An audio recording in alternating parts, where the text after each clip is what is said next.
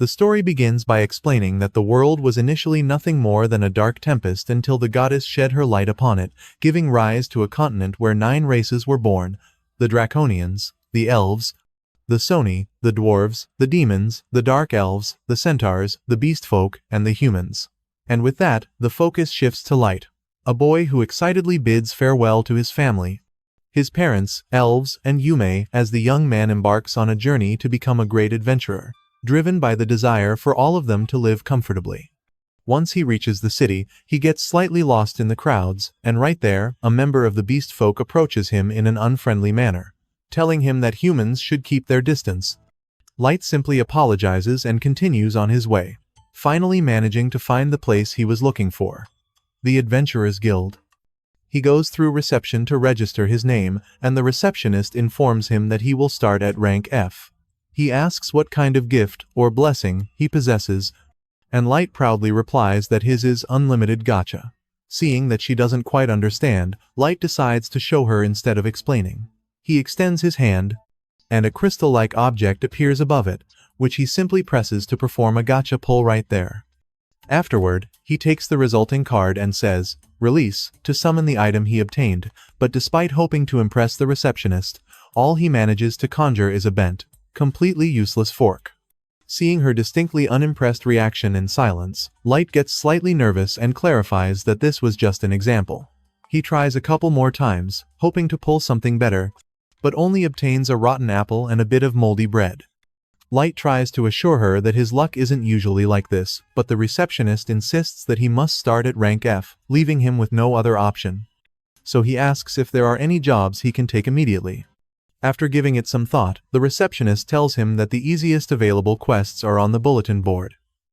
And seeing how lost he looks, she assumes Light has trouble reading, given the low literacy rate among humans. Keeping this in mind, she tells him that chores like gathering firewood, carrying earth, and cutting grass are always available, though the pay is quite low. Light has no problem with this, so he gladly takes all the jobs, spending the entire day working hard only to earn a few coins, which by the end of the day barely covers his lodging, meaning he now has to rely on pulling something edible with his gacha just to have a meal. As Light walks through the city, the same Beastfolk members from earlier spot him counting his coins, so they deliberately push him, then blame him for the collision. Light stumbles and falls into a mud puddle, but the Beastfolk members accuse him of dirtying their clothes and declare that he will have to pay for it. Before he can react, one of them grabs his coin pouch and says that will be enough to cover the laundry bill. Light panics and begs them to give it back, explaining that without it, he won't be able to pay for a place to stay the night. But the beastman simply punches him before he can finish, scoffing that those measly coins could barely rent a pigsty. So they are much better off in their hands, leaving Light with no option but to lay in the mud penniless and without a place to sleep. People around him ignore him, and some even tell him to go sleep in the dumpster with the rest of the garbage. But as he sits in the mud, a woman offers him a kind hand, asking if he is all right. Light thanks her and takes her hand without thinking, but realizing his hands are covered in mud, he panics and immediately pulls away, apologizing for dirtying her hands. The elven woman, Sasha, tells him not to worry, assuring him she won't hurt him, but Light still looks distressed, so she decides to kneel down in the mud and hug him completely, despite the unpleasant stares they receive from the surrounding crowd, thereby proving her point. Light remains frozen, trying to process the fact that this elf stained her knees just to embrace him. He wonders aloud if he's dreaming, but the woman assures him that he is awake and that this is real. She helps him up gently and introduces him to her group, the Tribal Concord. And one of them explains that their group's name represents the 9 races created by the goddess.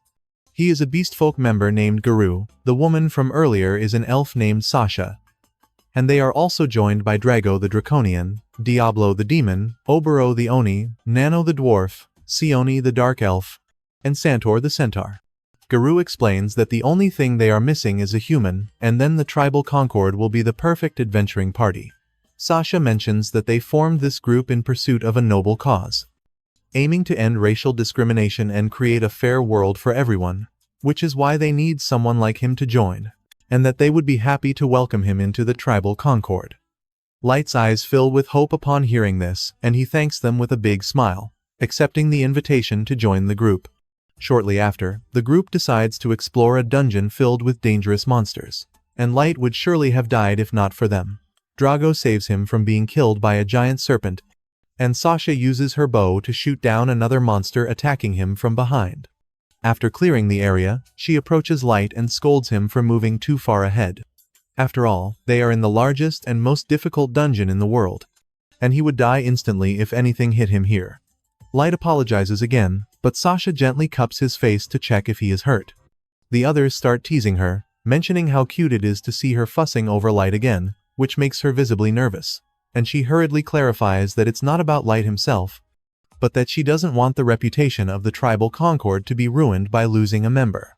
Of course, nobody believes her, but Drago lets it slide and tries to reassure Light, telling him that they love the tea he makes for them, so he is already contributing enough. That comment undoubtedly cheers Light up, so they all decide to move on since they still have a long way to go. The group makes sure to protect Light inside the dungeon until Garou notes that there's only one entrance and one exit. Drago says that in that case, this place should be a good spot, so Light assumes they are going to take a break and decides to prepare tea before Drago can say anything else. Drago tells him it won't be necessary and informs him that he is being expelled from the group. Seeing his confusion, Garou directly tells him they are kicking him out of the group, but Light still doesn't understand what he did wrong. Sasha's attitude also changes completely. She looks at him with contempt, telling him he is so stupid that it infuriates her. Sione agrees, saying she can't tell if Light's ineptitude is due to a lack of neurons or if it's just typical of humans. The entire group thinks the same, and they no longer even try to hide their repulsion towards him. Light still can't believe the situation, considering how kind they were to him before. Drago clarifies that the kindness was all a facade because they wanted him in their group. Drago explains that it has to do with his gift, the unlimited gacha. Their superiors noticed the peculiarity of his gift and suspected he might be a master, which is why they invited him to the tribal concord to keep a close eye on him. Light tells them that doesn't make sense, since they themselves know that his unlimited gacha is a useless gift that serves no purpose. Garou confirms this, saying his gift is trash and his stats are those of a common human, so the higher-ups were wrong to suspect he was a master. They decided he couldn't possibly be the master, meaning he's nothing but a hindrance. Garou quips that it would have been better if the bosses had made this decision earlier, as it was obvious from the start. Sasha mentions she's greatly relieved because, while marrying a master would have secured them powerful bloodlines, the mere thought of having to marry an inferior makes her shudder. Garou tells her it was quite amusing watching her behave so suck-up-ish around him just to keep that possibility alive, but Light still doesn't understand what they are talking about. Drago warns them that they have revealed too much. But Garou replies that it doesn't matter because Light won't be talking for much longer. Drago urges him to finish it before other adventurers show up. It is then that Light finally grasps the reality. They explain that they received specific orders to eliminate any potential trouble at the root and not leave him alive. Garou swiftly uses his claws to slash Light across the face, and Light tries to process the sight of blood on his hands. At that moment, his expression turns to horror as he realizes they all want him dead. He immediately begins running for his life in a panic, but Garou laughs and tells him to keep running because he'll only end up minced by some monster in the abyss. Sasha clarifies that that will only happen if he manages to escape, which is highly unlikely in this case. Before he can get away, she uses her bow and shoots an arrow straight into his leg, sending him crashing to the ground. Light screams in pain, and Garou relishes the sound, saying it's his favorite thing about hunting humans. The others agree, so Garou lunges toward Light to attack him again and make him cry even harder. He kicks Light several times, but Drago stops him, saying that's enough. Of course, Garou is not happy about this, but Sasha reminds him that they already agreed the cover story is that he supposedly died in a surprise monster attack, so he should stop giving him injuries that contradict that. With no other choice, Garou decides to give him a quick death. But Light keeps fighting for his life, desperately trying to escape. He cries and tells them he doesn't want to die as he weakly crawls. Light exclaims that he wants to live, and when he places his hand on the ground, a magic circle suddenly appears. Drago assumes it's a teleportation trap, so he tells Garou not to let him escape. Garou leaps to finish him off with his claws, but Light vanishes completely before he can touch him. Now in the depths of the abyss, Light feels relieved to still be alive. He realizes he activated a teleportation trap that sent him to another part of the dungeon. Although that changes nothing because he's still doomed the moment he encounters one of the insane monsters that inhabit this deep abyss. The only thing he can think about is how much he misses his family, wondering why all this is happening to him. The tribal Concord treated him so well and showed him such kindness that he genuinely appreciated, respected, and believed in them. He was so happy, and yet it had all been a lie, as they had tricked him into joining the dungeon expedition, and then tried to kill him. They treated him like trash, mocking him. And he still doesn't even understand what they meant by the master, but despite everything, Light is now resolute. He is going to kill them one by one. He cannot die in this dungeon until he makes them pay and suffer. Just as he declares this, a giant level 1000 monster rises from the darkness behind him. Light doesn't know how that is even possible, as it's the kind of monster people only hear about in folktales. He then realizes he was teleported to the absolute deepest part of the abyss. The enormous monster slowly approaches, and Light can do nothing but stare in panic, yet he knows he cannot die yet. Still, he has no way to fight it because all he possesses is his gift, so wishing to see his family again, he tries again and again to pull something he can use to survive. Suddenly, his desire to live manifests, and several magic circles appear around the crystals of his gift. The monster immediately lunges at him, but the voice of a woman echoes through the area, declaring she has no mercy for anyone who threatens her master. With her mere appearance, the monster is torn to shreds, instantly crumbling at his feet. Light watches in shock as she cleanses the spot with a single sweep of her hand and gracefully approaches him to kneel. The woman doesn't hesitate to heal his wounds and apologizes for her actions, saying she couldn't bear to see his composed face and flawless skin marred by such scratches. Light notices that the wound on his leg also vanished and that all the pain is gone. The woman refers to him as Master and asks if he would grant her the honor of hearing him pronounce her name with that beautiful voice. Light nervously introduces himself, and the woman repeats his name several times, clearly delighted with how it sounds. She mentions that according to the maid's code of honor, her duty is to her master and she will live in his service even unto death. Having said this, the woman declares that she hereby swears her absolute loyalty to him. Light doesn't know what to say to this but decides to ask who she is first. In that instant, the woman reveals her level is 9,999 and that she is known as May, the ever-seeking maid. She is a super ultra rare card that came from his unlimited gacha. Light tries to process the information, but May decides to make a vow right there, telling him she will remain bound to him even beyond the grave. He tries to tell her that's impossible since his unlimited gacha is essentially useless, so someone as incredible as her couldn't possibly have come out of it.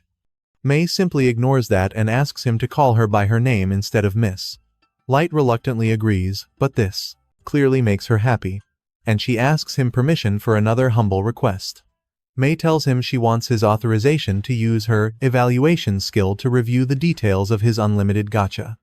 Light asks if evaluation is actually her gift, but May clarifies that it is merely one of her innate abilities, to be precise. She tells him it is inconceivable that his gift is useless, so she wants to evaluate it for herself. Light decides to agree, so May uses evaluation to see the details of his gift and is left completely speechless. She states that his abilities are hidden under a heavy layer of concealment, making it impossible for anyone not at her level to see the true details. Knowing this, May clarifies that his unlimited gacha is far from useless. His gift, unlimited gacha, can be pulled infinite times, and the probability and rarity of the cards it produces vary based on the surrounding mana density. The rarities, starting from the highest, are Extra Super Ultra Rare, SS Rare, S Rare, Rare, Normal, and Error. Light finds it hard to understand all this, so May explains that mana is something that flows throughout the world. However, its density is lower on the surface, meaning the appearance of a super ultra rare card like her is almost nil. But mana abounds in the deep parts of the dungeon, which means he has a much better chance of pulling a rare card down here. May tells him that his bravery is admirable for having ventured alone to the bottom of the dungeon just to maximize his unlimited gacha, and even more so for pulling her card. That said, facing any monster could be deadly given his current stats. Still, May assures him that he has nothing to fear because she will be with him at all times. From now on, Light suddenly interrupts her to say that wasn't the case he would never have dared to venture into the abyss on his own. He explains that he was with a group, but they ended up betraying him. They cut him, shot him with arrows, and he was nearly killed by his own friends. Light breaks down as he speaks, exclaiming that they mocked his gift and called him trash.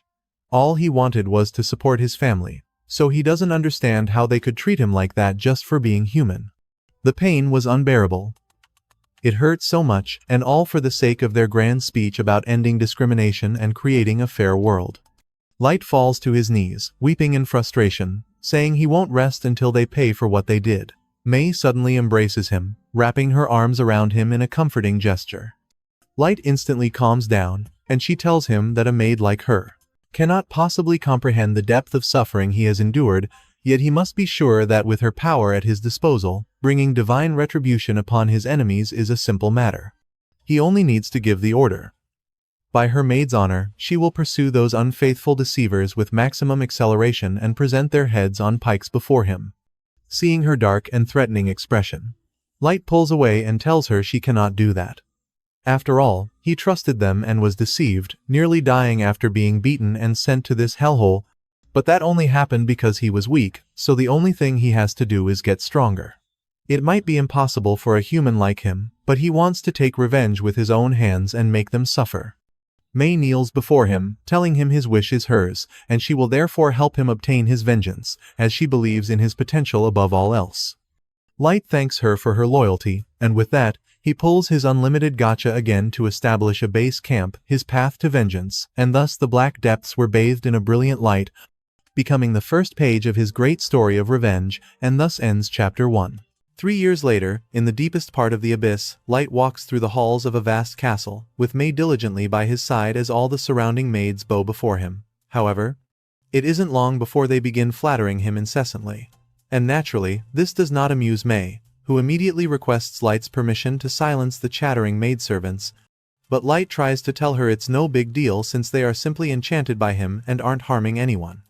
Light then steps out to walk the streets of his territory, where everyone greets him reverently as their lord, but one woman informs him that snacks are becoming scarce, so Light assures her he will notify the administrator.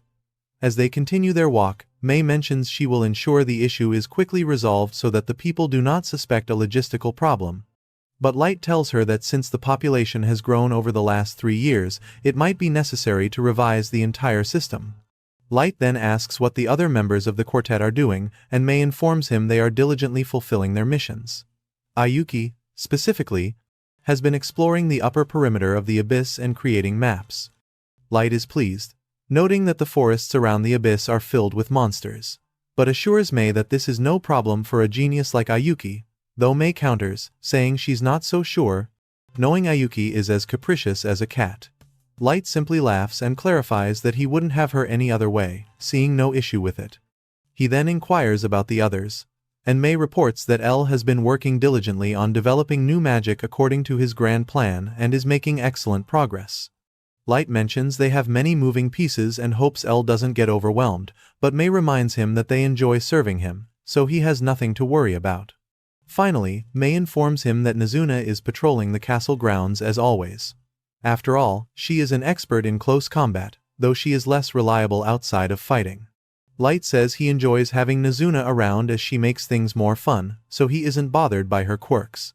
Upon returning to the castle, a man named Jack greets them and tells Light he was tired of waiting. May is immediately irritated by the casual way Jack addresses her lord and reminds him that he must speak to Light with respect. May mentally curses Jack but doesn't say it aloud.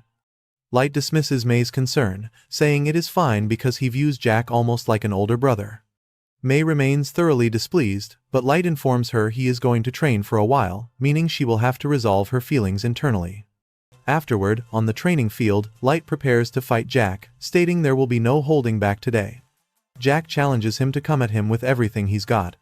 So Light immediately rushes forward, delivering a powerful punch to his stomach that forces Jack to step back, momentarily surprised.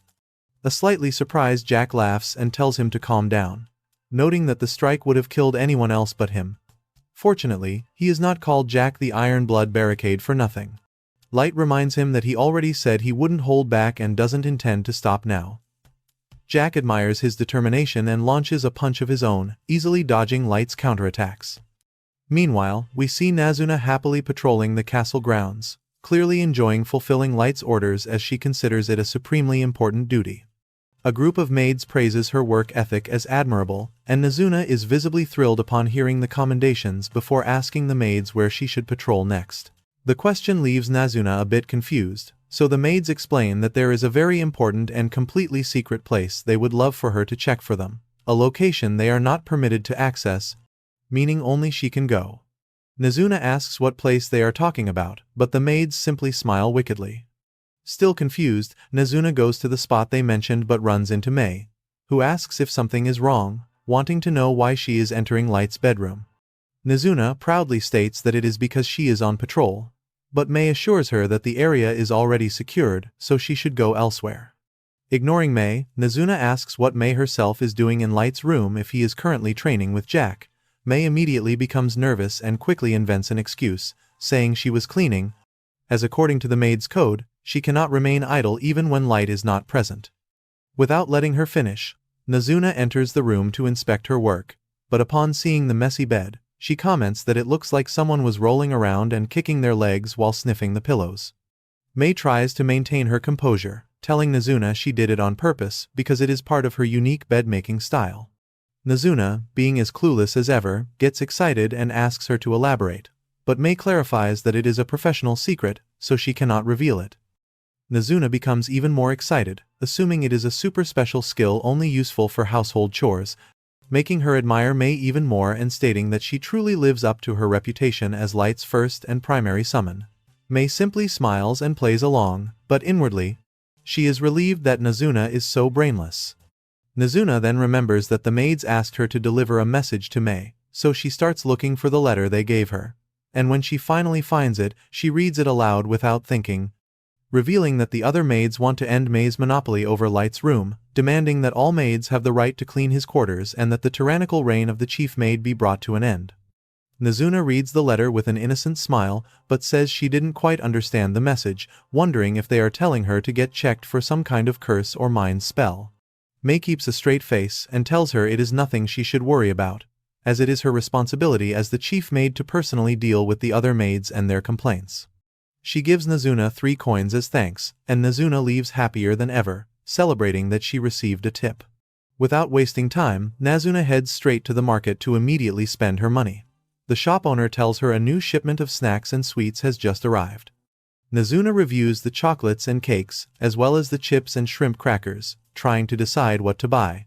But after seeing all the options, she realizes that's not what her stomach wants, so she ultimately opts for dorayaki and milk. While enjoying her food, she casually runs into Aoyuki and asks what she is doing there, as she was supposed to go up to the surface to explore the forest surrounding the abyss. Aoyuki responds with only cat-like noises, but for some reason, Nazuna assumes she understands what she is saying. Despite this, Aoyuki continues to refuse to speak like a human, so Nazuna reminds her that unlike Light, she doesn't actually understand what she is trying to communicate. Aoyuki still refuses to speak as a human, so Nazuna reminds her that unlike Light, she cannot understand what she is saying, yet Nazuna continues to guess, assuming there were trees in the way, and she offers to cut them down for her. Nazuna then realizes one cannot explore a forest without trees, so she guesses Aoyuki ran into a super strong monster.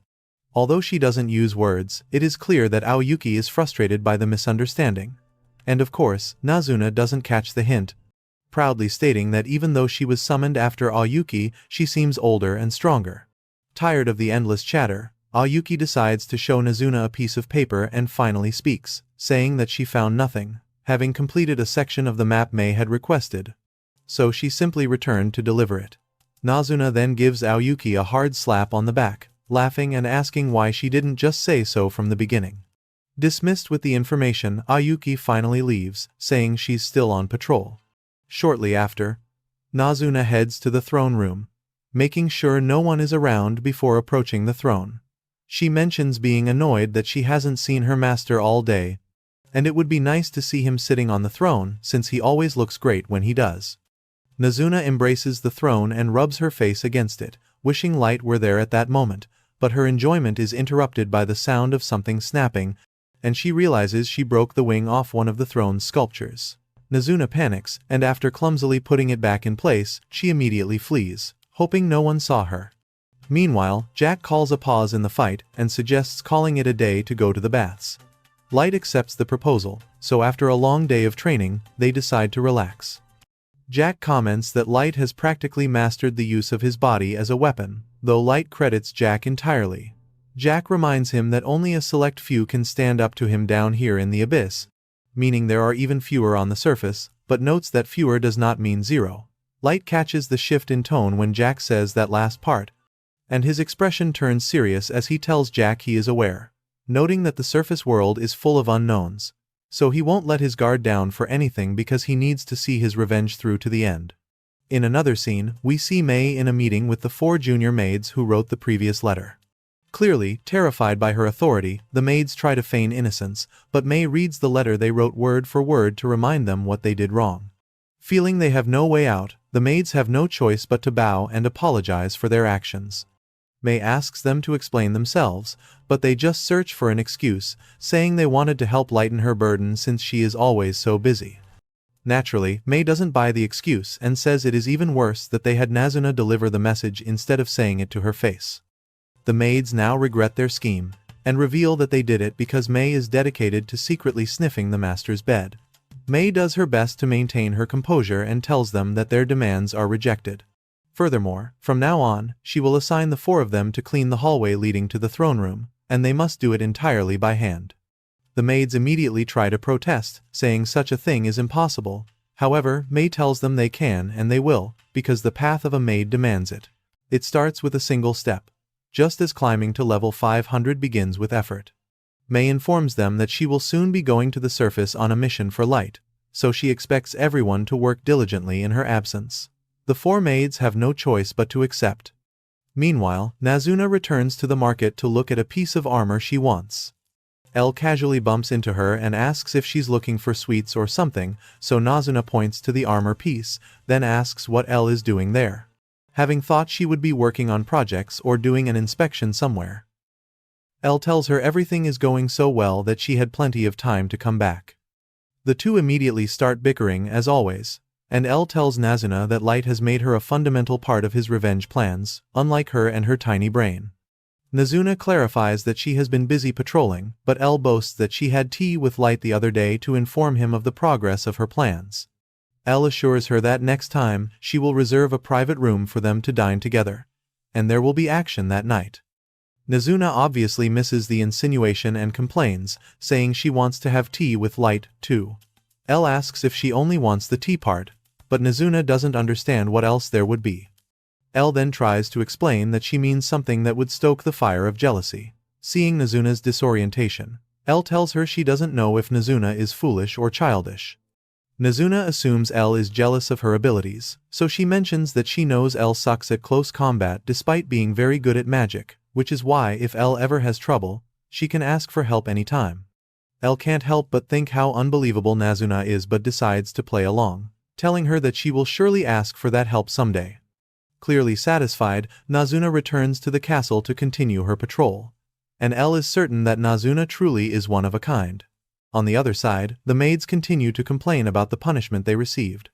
They are more than annoyed by the chief maid's unfair management style, feeling intense envy and disgust. Despite their protests, they know May is practically untouchable, so they can do nothing but dream. The 4 maids start fantasizing about cleaning Light's room instead of May, even saying they would surely take his used utensils and lick them clean. May has a very busy schedule, so they don't understand why she doesn't allow them to handle the cleaning. One of the maids mentions that May was the first summoned Light maid, and apparently, 3 months passed until Ayuki was summoned as the second. This means they were alone until then, trapped in a dungeon with dangerous monsters, not to mention that Light's level was even lower at that time. Imagining that situation, the maids immediately explode with jealousy, saying May is extremely lucky. Suddenly, the 4 decide to try to channel their rage into a powerful curse that would kill May. However, their ritual is interrupted when May appears, saying she was passing by and overheard some very choice words that seemed directed at her. They were so intent on chanting the word die that she now wants them to explain why. The maids tremble with fear, and one of them immediately says she swore absolute loyalty to May. The others do the same, saying they have admired her as a mentor and sister and wanted to be her subordinates even before being summoned. Despite their obvious lies, May repeats the chant of die die die, making the maids feel cornered, and they admit they were a little jealous. After all, May was the first.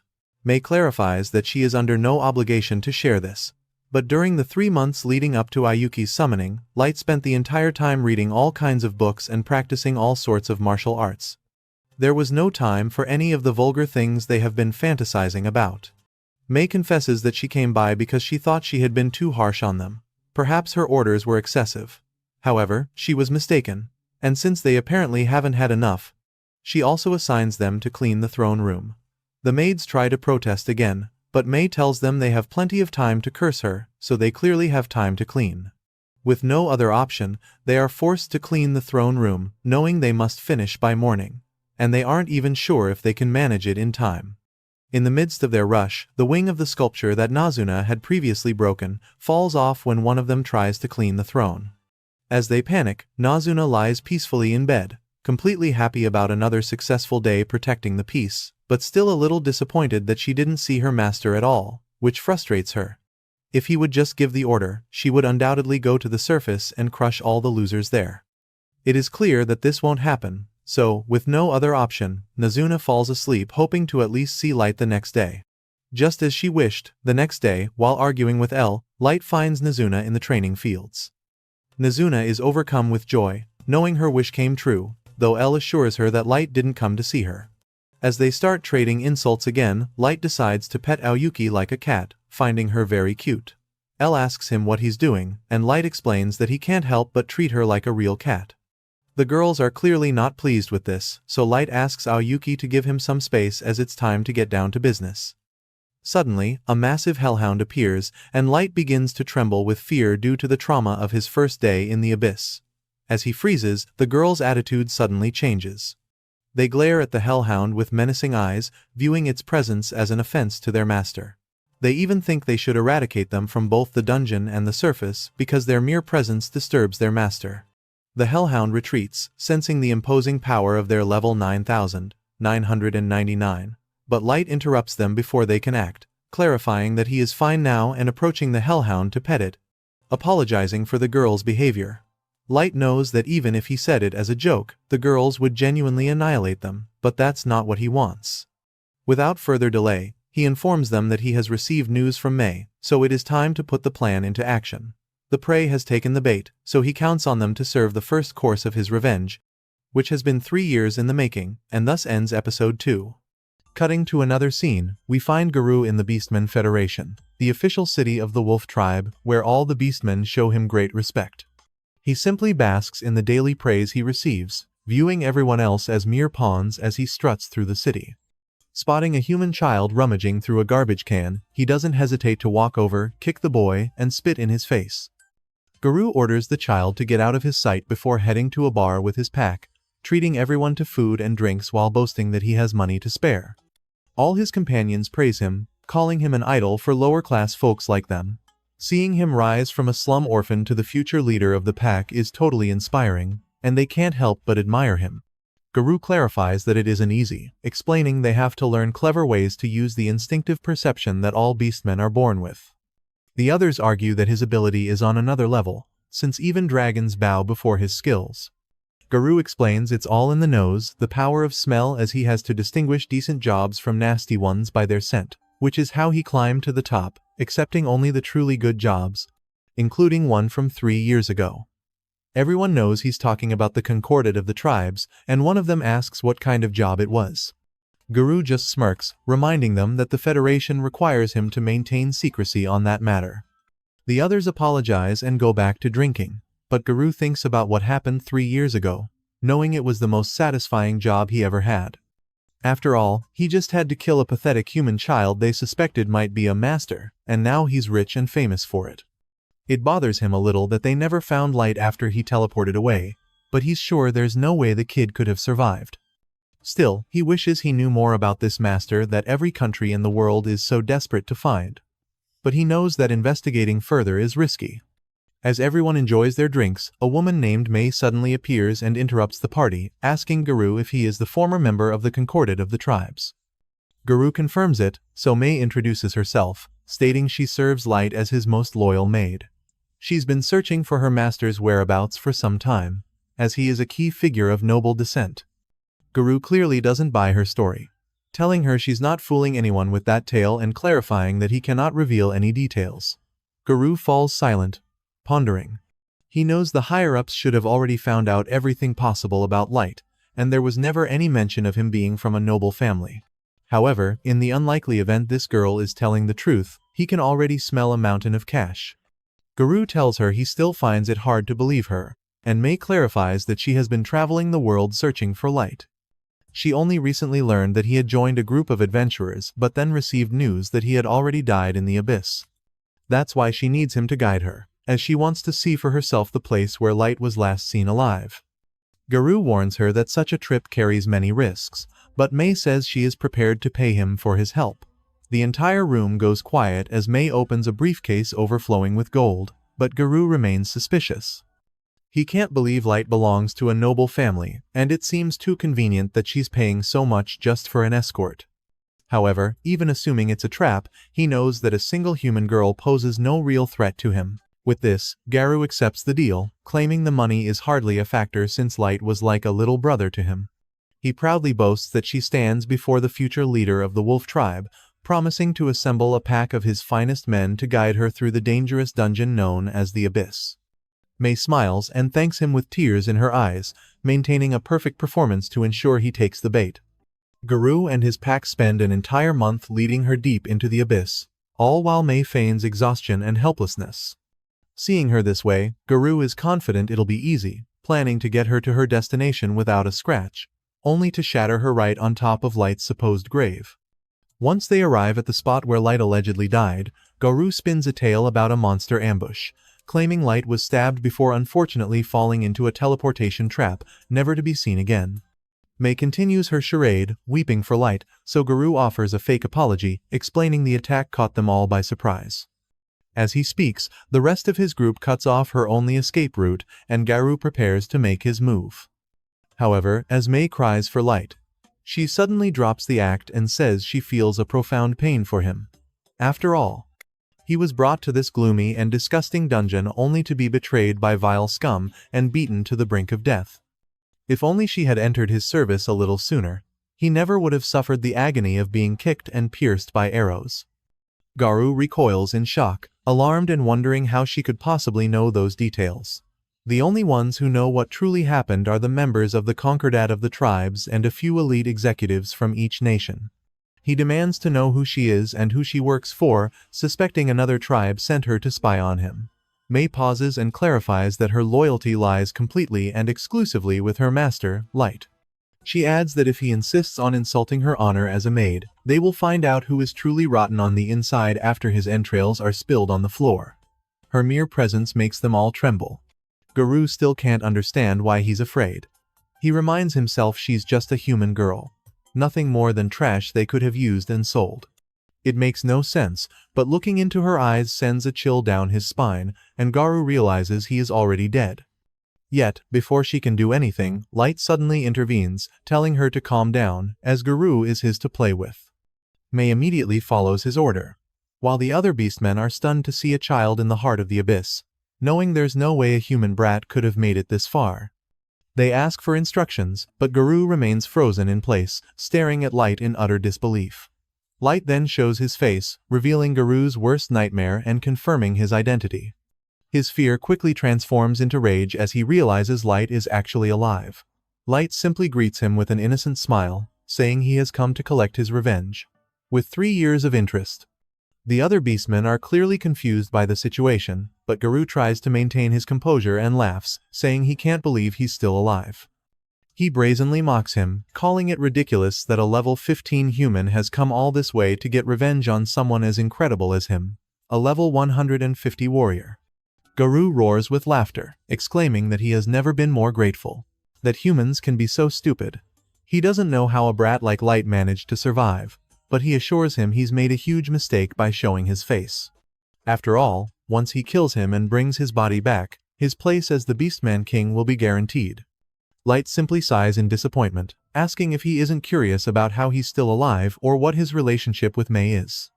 After all, the normal thing to do in this situation would be to demand answers. Guru admits he has a point, as he can't gauge how strong that weird girlfriend of his is, but he says it doesn't matter because two humans can't do a thing against a pack of beastmen. Besides, everyone in his pack is level 130 or higher, and Light is just a common human with a useless gift. He bets that Light only survived through sheer luck because May rescued him in time. Light doesn't deny it, as it's true, but Garu wastes no more time and attacks. However, just as they all leap towards him, several of their heads are sent flying in less than a second, thanks to May, who diligently protects her master. Garu and the others are frozen in shock, as it happened so fast they couldn't even see what happened. May warns them that anyone who dares to threaten her master will pay with their head. Her intimidating aura vanishes instantly when Light thanks her and asks her to block the exit for him. May blushes slightly but immediately obeys his command, declaring that no one will escape this place as long as she's on watch. The beastmen panic, but Garu tells them to calm down, explaining it was just a surprise attack and that cheap tricks like that are the only way an inferior being could ever beat them. Light comments that Garu hasn't changed at all over the years, as he's still convinced that humans are inferior. The question is, has he ever considered that perhaps the beastmen are the weaker ones? But Garu asserts that humans are nothing but weak losers with small mana reserves, making them all low-level trash. He decides to show him what true power is, revealing that he is level 158. Light calmly tells him that the levels each race can reach vary greatly, and the discrimination arising from that is what gave birth to the widespread contempt for humans. Garu confirms this, saying that beastmen are higher up on the food chain, far above anything humans could ever dream of. Light then asks how he explains the fact that 2 of his men are now dead. At this, Garu doesn't know what to say, stammering that they probably used some magic item or something. Garu gets irritated by the way Light is looking at him, so he and his pack immediately charge. However, Light effortlessly defeats them all and looks down on them, asking if they're done yet. Garu slowly gets up, boiling with rage, reminding Light that he is better than a stupid human like him. This time, instead of attacking again, Garu pulls out a magic sphere, telling Light he's going to wipe that look off his face. Without a second's hesitation, he smashes the sphere on the ground to summon a Majin beast, Fenrir, making the entire place tremble. Garu laughs confidently, revealing that this is his trump card. A level 500 Fenrir.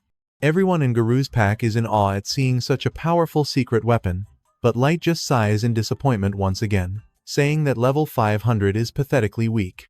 Of course, Garu just assumes he's insane for saying such a thing, so he tells him he should be begging for his life right now, wanting to see him plead and whimper just like he did 3 years ago. To his surprise, Light simply tells him to go ahead, declaring he won't move a single step and that Garu can do whatever he wants. Irritated by his defiance, Garu accepts the challenge and decides his Fenrir will erase him from existence. Fenrir immediately attacks with a Majin Beast explosive howl, concentrating the entire mana reserve of a level 500 creature into a single blast. Garu is certain it's enough to barbecue any human, but he eats his words when he sees Light standing before him without a single scratch. As he remains frozen in shock, Light calmly comments that he gave a rather fancy name to an attack that basically did nothing but kick up a lot of dust. Garu is still trying to process the fact that Light has enough power to completely nullify an attack from a level 500 creature. Then, Light decides it's his turn. Because calling that pathetic mutt Fenrir gives the wrong impression, he's going to show him what the real one looks like. Suddenly, he pulls out an ultra-rare card and unleashes a level 900 primeval god Fenrir. As everyone stands paralyzed on the spot, Light asks his Fenrir to eliminate Garu's summon. Without moving an inch, the divine Fenrir simply blows a gentle, icy breeze that completely freezes Garu's Fenrir and shatters it into 1,000 pieces. Stumbling backward in fear, Garu recognizes that Light possesses a monster powerful enough to destroy a level 500 creature in the blink of an eye. His previous confidence completely vanishes. Light mentions that he could have easily dealt with that level 500 Majin Beast himself. Light then decides to reveal his true level, 9,999. Everyone is stunned, as humans are supposed to cap out at level 100, so this should be impossible. A nervous Garu tells him he must be an imposter, as he looks exactly the same as he did 3 years ago, whereas any normal human would have grown since then. Light explains that he is wearing the bracelet of youth, which prevents him from aging, and he uses it to constantly remind himself of all the pain, rage, and despair from that day, wanting to keep it all fresh in his mind. Finally, reality hits Garou, and he realizes that the monster standing before him is truly Light, which means he is now completely doomed. Without hesitation, he and his pack throw their weapons to the ground and bow before Light, begging for his forgiveness. Garou desperately explains that he had no choice but to follow the Federation's orders and that he never wanted to hurt him. He then tries to blame the others for everything, claiming that today's plan was his pack's idea and he had nothing to do with it. The other beastmen are not at all happy to hear such a blatant lie, but Garou silences them and speaks directly to Light, saying that while it's true he betrayed his trust, they also had good times together. Light ignores all his rambling and decides to ask him something. He wants to know everything about this master business they mentioned 3 years ago and why the government is so interested in finding one. But Garou nervously explains they were only told to search for one and that he knows nothing more. So, Light asks why they tried to kill him as soon as they found out he wasn't a master. Garou insists that he truly knows nothing. At this point, all the other beastmen in the room start lying out of fear, claiming that they know the answer. However, in a matter of seconds, Maid slices them to pieces, declaring that any attempt to deceive her master is punished by death. Garou panics, realizing he's the only one left alive. Light decides to ask him one last question. Considering the power he has witnessed, does Garou believe he could win if he were to wage a war against the surface world? Light warns him not to lie, as May is equipped with the Eye of Truth, capable of seeing through anything. Completely terrified, Garou admits that at first, the battle would likely lean in Light's favor, given the immense power he wields. However, no matter how high his level is, he is still just one person. The nations of the world have spent years stockpiling special weapons, armor, and items. Once they organize and face him with their full arsenal, even he might struggle. Light accepts his answer, saying it was exactly what he figured, as there's a limit to what one person can do on the battlefield.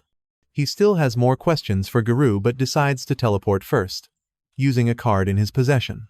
Garou braces himself in fear, and when he opens his eyes, he finds himself in a vast palace he has never seen before. An entire army of dragon beasts, fairy maids, living armors, and other species bow as Light arrives. Garou is completely frozen as he sees Light sitting on the throne, who then asks everyone to rise and display their stats. All the different types of monsters reveal levels ranging from 6,000 to 9,000. There are armors at level 5,000, and a trio of knights, including Jack, at level 7,777. The army of living armors starts at level 1,500, with some other races reaching level 3,000. To top it all off, Mei, Nazuna, Eli, Ayuki, and Light himself are all level 9,999. Light tells Garou that these are the forces he has gathered over the past 3 years. At this sight, Garou's fur instantly turns gray, and he is clearly beyond terrified. Light simply smiles and repeats his question, wanting to know if Garou thinks he stands a chance of winning a war against the nations of the surface world. Garou can't even muster the courage to speak, but his face tells Light everything he needs to know. Light congratulates him, saying he has won the reward of being annihilated in a pain and despair worse than death. In that moment, Garou realizes that he and the concordat of the tribes were the ones who gave birth to this monstrosity, one that could end the world in the blink of an eye. He calls Light the Lord of Destruction, and as tears stream down his face, he asks if he is trying to become a god. Light says he likes the sound of that, but someone is hiding the truth from him for reasons that may be noble or nefarious. Whether he takes the path of a benevolent god or a demonic monarch depends on that answer. After all, with his gift, he can grant blessings and fortune or plunge everything into death and despair. The world now has the opportunity to show him which it deserves by answering the question he has posed. And so, he will now begin his march from the abyss to the surface. When Light finally returns to the surface, he runs excitedly towards his hometown, eager to see Els, Yume, and his parents after so long. However, during the 2.5 years it took him to return from the abyss, his town was destroyed by unknown forces. Now, 6 months later, the only hope he has left is that his siblings' bodies were never found, so they must be alive, and that is the last spark of hope he can cling to. After paying his respects to the victims, one of his subordinates, Gold, suggests it's time to leave, as he doesn't want to camp outdoors on their first day on the surface. Nemo Mumu, the girl by his side, immediately scolds him for such an attitude when their master is still mourning his family. Light simply watches their entire interaction with a smile, thinking he can never tell if those two are best friends or mortal enemies. Gold tells her he's sure she'd also prefer to sleep in the comfort of a real bed, but Nemo Mumu asks him not to lump her in with him.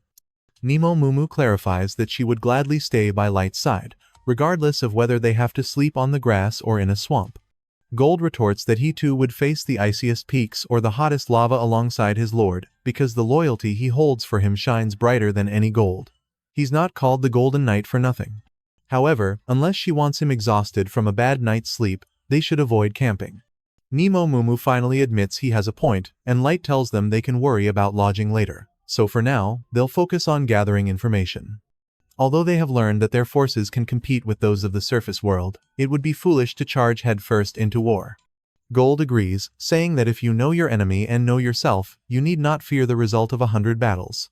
Nemo Mumu assumes their objective now is to learn the military strength of each nation. And Light confirms this, stating he bets the destruction of his hometown is related to the fact that he could have been a master.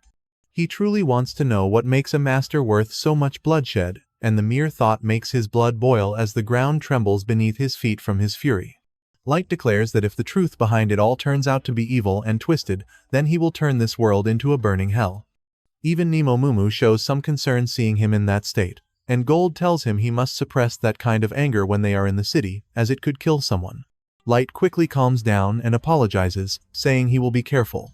After that, he uses his ability to summon a fool's mask and puts it on to hide his identity. With that, Light bids farewell to his parents and finally departs with his subordinates. As they fly towards their next destination, Nemo Mumu asks Light what their first mission in Dagas will be. Gold tells her to be careful how she addresses him, and Light reminds her that he is not Light when they are on the surface, but will go by the name Dark. Nemo Mumu quickly apologizes for the mistake, and Gold tells her they obviously can't use his real name here, otherwise the Concordia of Tribes would discover them. Once that's settled, Light informs them that he's going to register Dark as an adventurer and then climb the ranks by doing missions, as this will allow him to get information from the bigger fish. That's why for now, they will only focus on increasing their adventurer rank. Gold and Nemo Mumu agree with him, and shortly after, they manage to spot something on the horizon. It's Dagas, so Light decides to land and continue on foot from there. In just a few minutes, they spot a group of dwarves trying to rob a human's cart. The poor man just begs them not to hurt his son, but they clearly have no good intentions. Light confirms that things aren't very civilized up here, and just then, Gold's shiny armor catches the dwarves' attention. Nemo Mumu immediately scolds him, but Gold just laughs, saying he wouldn't be the Golden Knight without his signature gleam. The dwarves demand they show themselves, threatening to kill the human and his son. Light says just one word, and in a matter of seconds, all the dwarves are tied up thanks to Gold and Nemo Mumu. Both the man and the boy are stunned to see how powerful they are, and as thanks, he offers to take them to Dagas in his cart. The excited boy mentions he's never seen humans defeat dwarves so quickly, they must be super strong. As they head to Dagas, the man says their goal must be to enter and explore the dungeon, assuming they are a famous party of adventurers. Light clarifies that they are still aspiring, unofficial adventurers, which is why they want to visit Dagas to register at the guild and rank up. This information surprises them a bit, but the man tells them they are definitely heading to the right place. After all, Dagas is the southernmost city of the Dwarven Kingdom, and is located right on the border with the Human Kingdom to the east, and the Elven Kingdom to the west. Although there are many disputes between the countries, the quality of the dungeon here is high and attracts many adventurers, making the city quite prosperous despite its rural status. A good number of humans gather here, which fortunately allows him to run a hotel catering to them. After a while, they finally arrive in Dagas, and the man drops them off at the city entrance. Before leaving, he introduces himself as Carnal and asks them to stop by his hotel if they plan to stay the night. Once they part ways, the boy remarks that it's a bit strange for rookies like them to be so strong. And Carnal agrees, saying their situation must be special. Nemo, Mumu and Gold finally get to see what surface cities are like, as it's the first time for both of them. Gold comments that there seem to be many shops selling weapons and armor in the area. Light explains that this is due to the large number of adventurers, not to mention that the Dwarven Kingdom specializes in blacksmithing. Once inside the guild, they confirm his words are true. Most of the aspiring adventurers are human. However, they also notice that the humans practically cower before the other races, meaning they are treated poorly here as well. When they head to the reception to register Light under the name Dark, Nemo Mumu immediately causes a scene, exclaiming that her master is not F-rank material. The receptionist replies that everyone starts at the same rank because that's what the rules dictate. Nemo Mumu still refuses, arguing that Dark should be an exception to the rule since he is the supreme master above all others. The receptionist refuses again, and this time Light steps in, bowing to apologize for his companion's behavior and saying he's happy to start from F-rank. After successfully registering with the guild, Nemo Mumu cries for messing up so badly that her master had to apologize for her. Gold doesn't hesitate to mock her, rubbing more salt in the wound, but Light tries to comfort her so she'll stop crying. Afterward, they decide to go to Carnal's hotel, and Light tells him he'd like to rent the entire top floor for a month.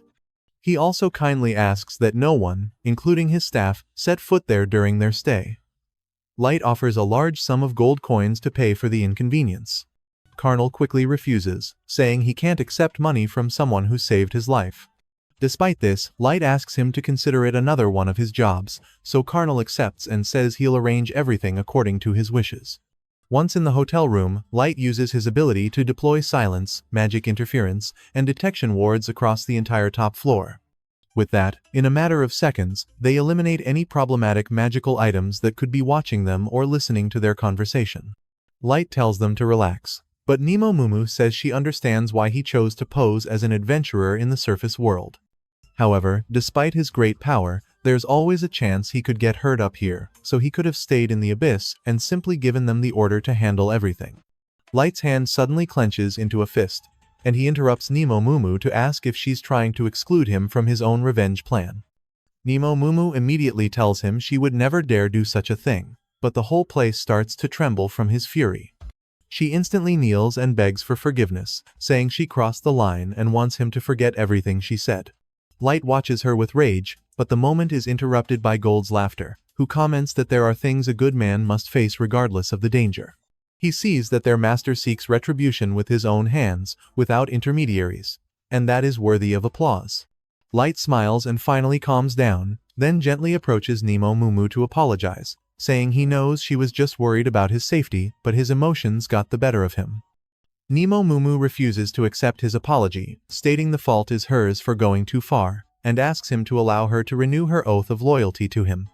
Light accepts with some discomfort, so Nemo Mumu takes his foot in her hands with adoration and kisses it gently. Light knows that a foot kiss is a profound gesture of respect, and that many leaders demand it from their followers, but he finds it so embarrassing that he's not a fan. The moment is suddenly interrupted by Gold, who comments on how fetishistic the scene looks. After a moment of silence, Nemo Mumu shouts at him, telling him not to turn her display of devotion to Light into something perverted. Light silently steps aside as they begin to argue, as always, not wanting to get involved. The next day, the three of them head to the market, observing the different things being sold there. Light comments that the place certainly looks lively, so the dungeon must be as good as they say. Gold's shining armor clearly stands out, as people around them whisper things about him and also about Nemo Mumu due to her appearance. Some also comment on Light's strange mask, and he knows it fits perfectly with his dark persona, although perhaps it draws too much attention. After walking for a while, they finally see the huge line of people waiting to enter the dungeon. He mentions that there don't seem to be any elves around. Light explains that the lack of elves is likely due to the Dwarven Kingdom and the Elven Kingdom are currently in dispute over who has the right to that dungeon. Nemo Mumu praises him while hugging him from behind, saying he always has an answer for everything. Light asks if they really have to be like this, and she reminds him that her duty is to have his back and ensure he's safe at all times. Just then, three hooded figures suddenly cut into the line, so Light observes them carefully. He knows the one carrying the bag must be a servant and that one of them seems decently trained, although he has many openings.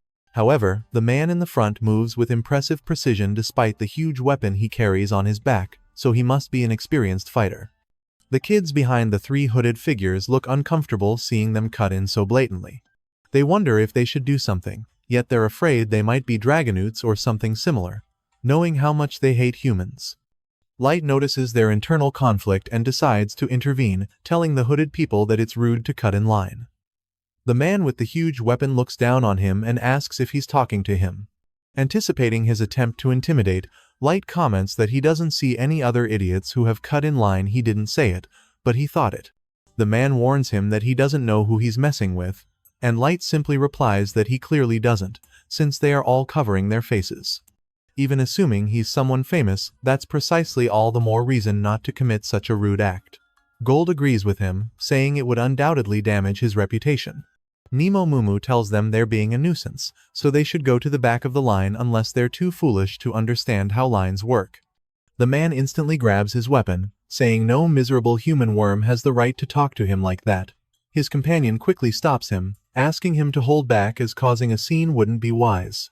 He also reminds him that using his sword would be excessive, and with that, the man decides to back down. The three hooded figures head to the back of the line, but the man warns Light that he will remember him. Light apologizes to the other people in line for making such a fuss. Everyone cheers for him and tells him he did the right thing. The kids from before thank him for intervening, saying they didn't have the courage to say anything for fear of starting a fight and losing. Light tells them not to worry and clarifies that he only spoke out of self-interest. After all, cutting in line affects everyone waiting, so there's no need for them to thank him. Suddenly, one of the kids asks Gold if his armor is really made of gold, clearly curious. The other kids scold him for being so nosy, but the people around also want to know. Yes, nosy people. Gold laughs and prepares to show off, but Nemo Mumu quickly interrupts him and tells everyone his armor is completely fake. She clarifies that it would be useless to make armor from something as malleable as gold, and the kid from before comments that he's just a show-off with flashy, tacky armor then. His friend immediately shuts him up and apologizes for his bad behavior.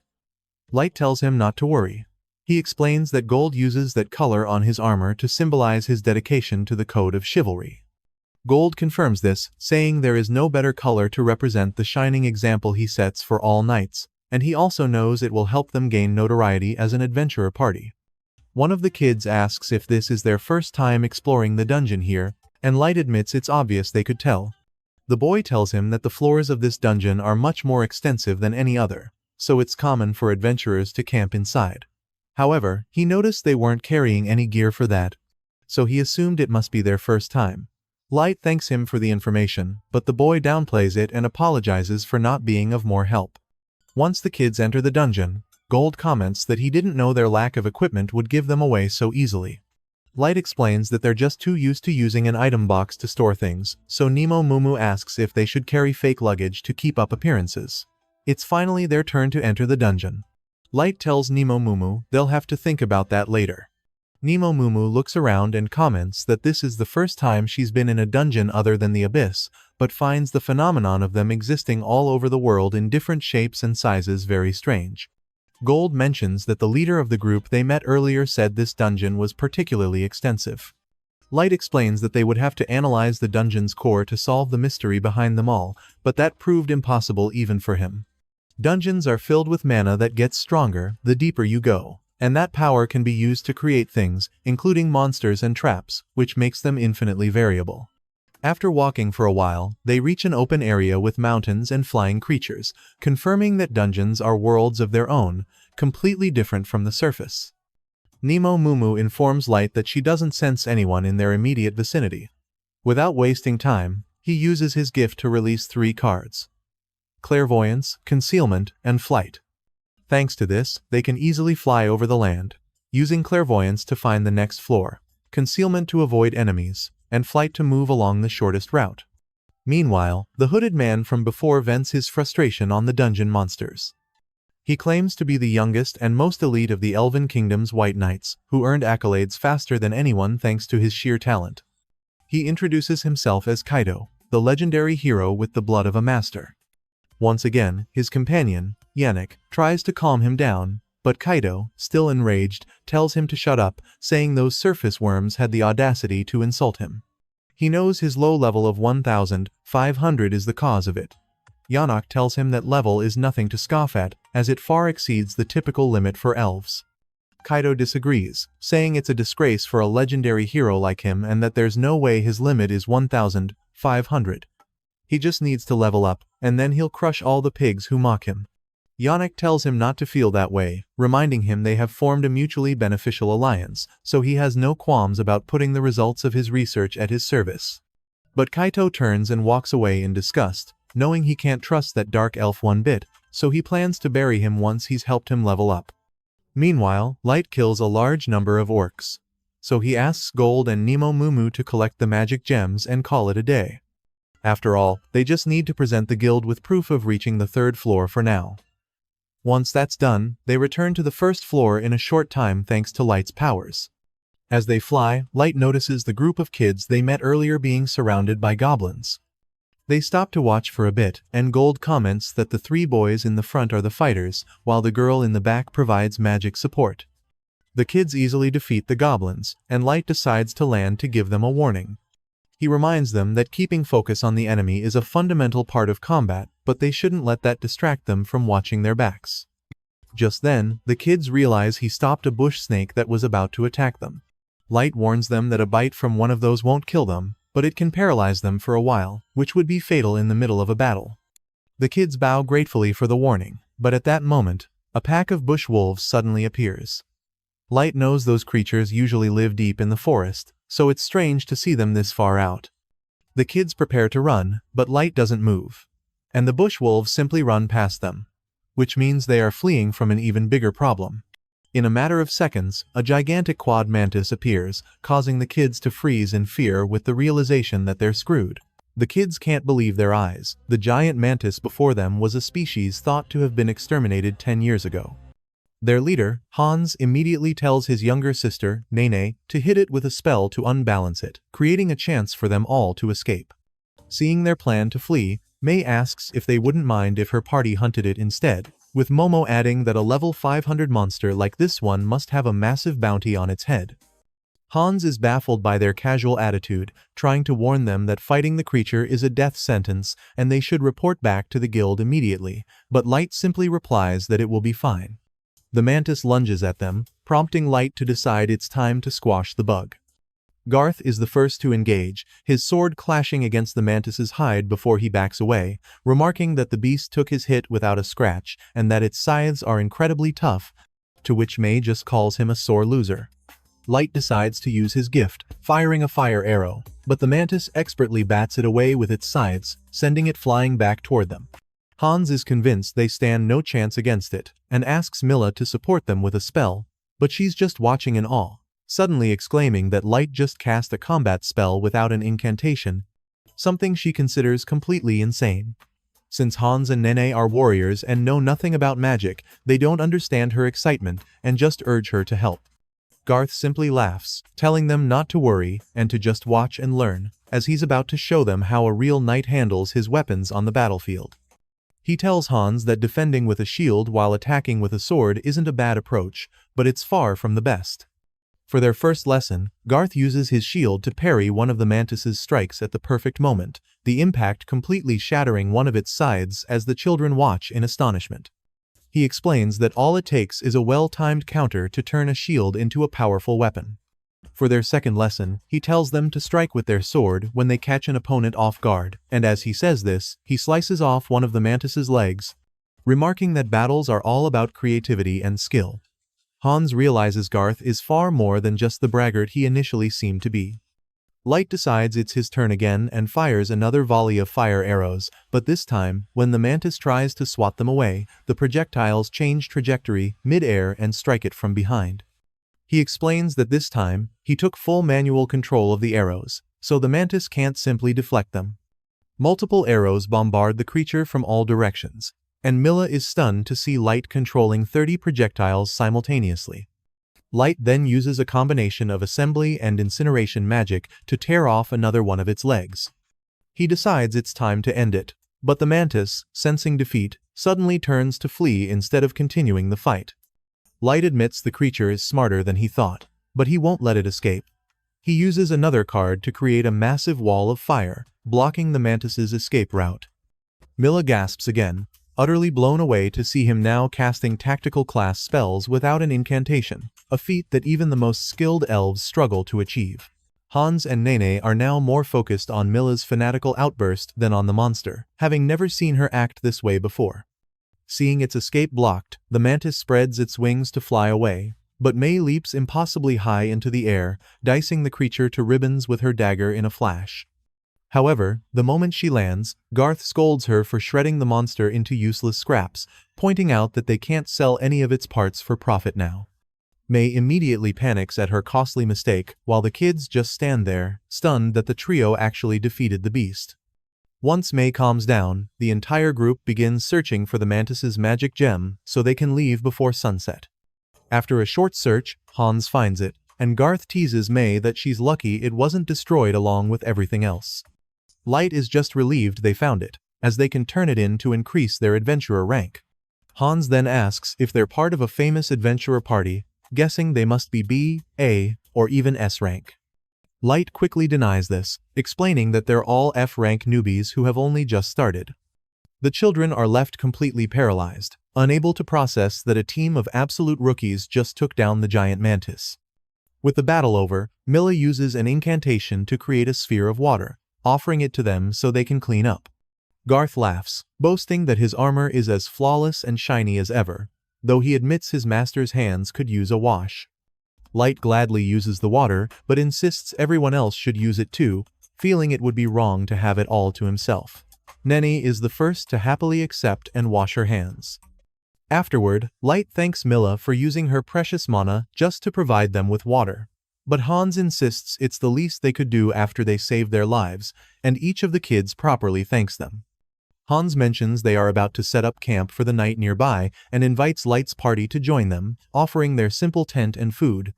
Light hesitates, not wanting to be a burden, but Hans insists, pointing out that it's dangerous to travel after sunset and that his sister Milla is desperate to talk to him about magic.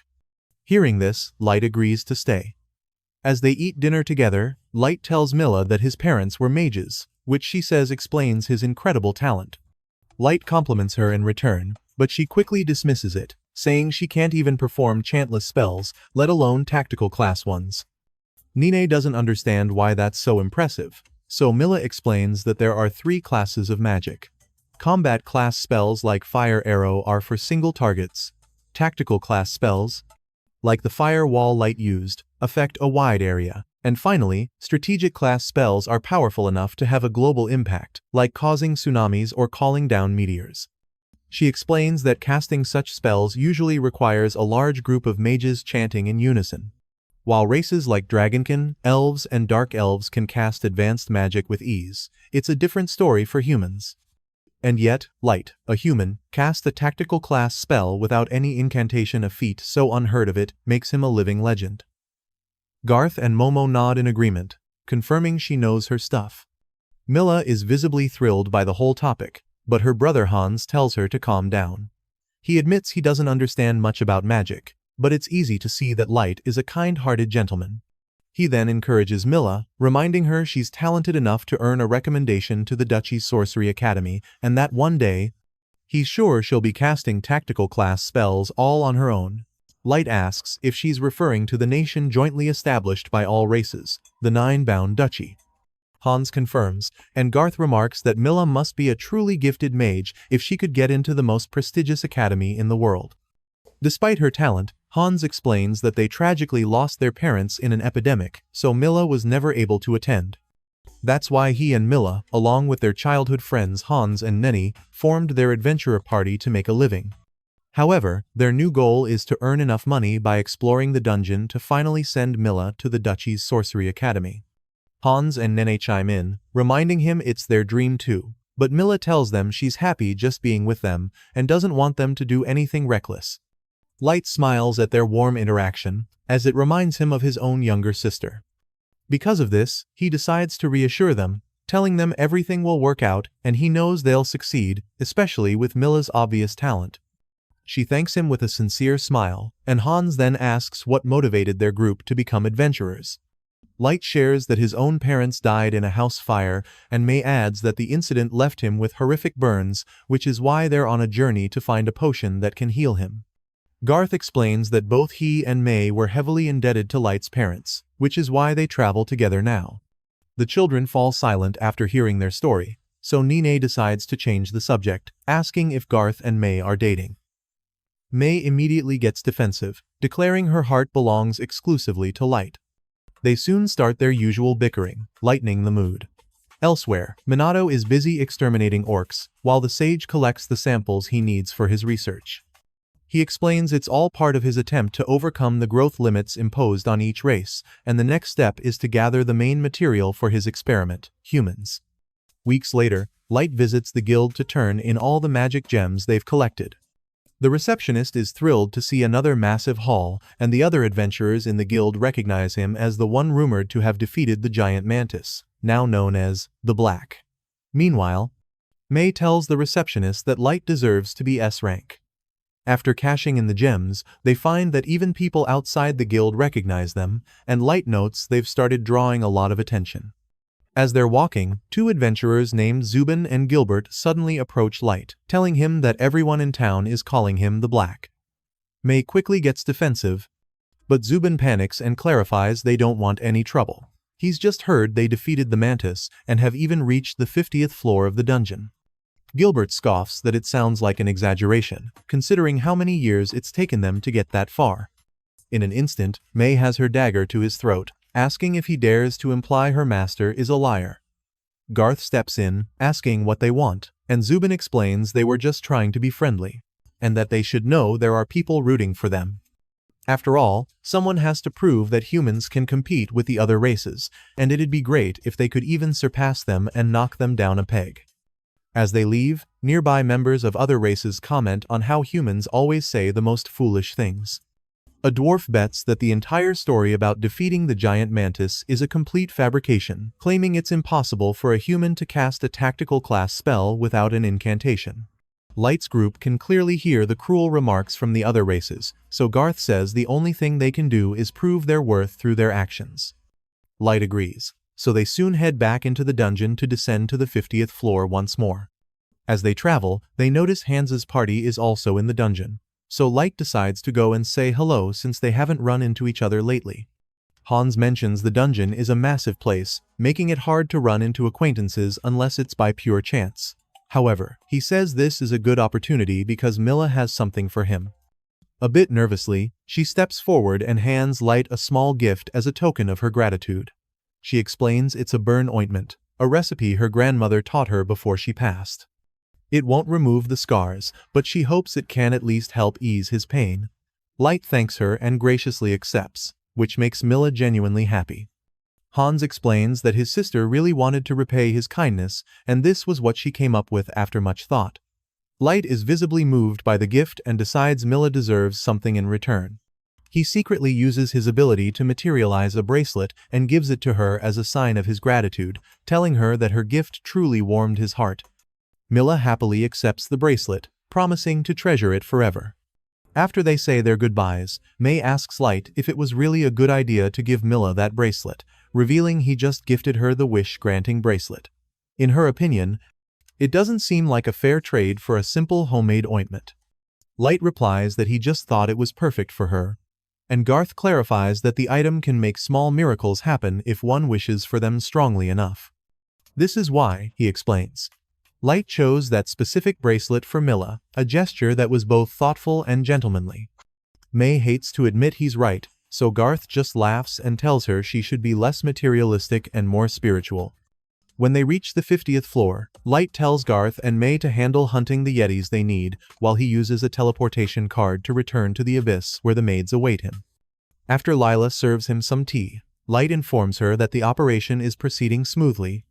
It's been a nice change of pace, as he's even made some friends and has been able to see some of the good that's still left in the world.